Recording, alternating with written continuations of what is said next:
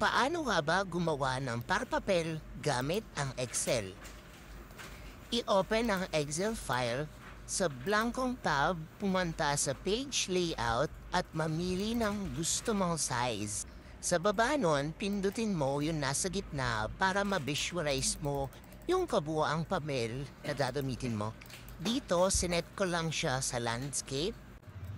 Dito naman, para ma-maximize ko yung gagamitin kong papel, in-adjust ko yung margins ng Excel.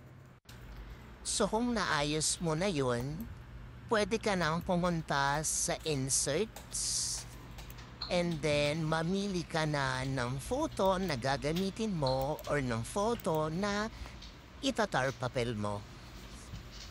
So i-drag mo lang yung corner ng image na gagawan mo ng tar papel. So as you can see, since 6 yan, bali 6 na papel ang magagamit ko. So dito malalaman nyo na kung ilang papel ang magagamit nyo sa tarpaulin na inyong gagawin.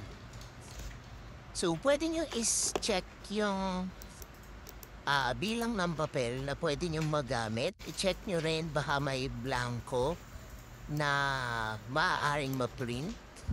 So ayan, sinum ko lang yan para ma-adjust ko ng sakto doon sa sukat na sinet natin kanina.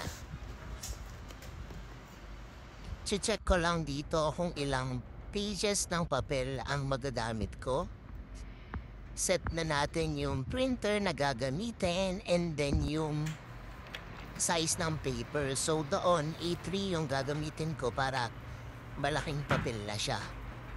Ganun din, is-check din natin yung size ng papel sa printer na gagamitin natin. So nakalagay dyan A3 yung gagamitin nating papel. So pag okay na, select lang yung print.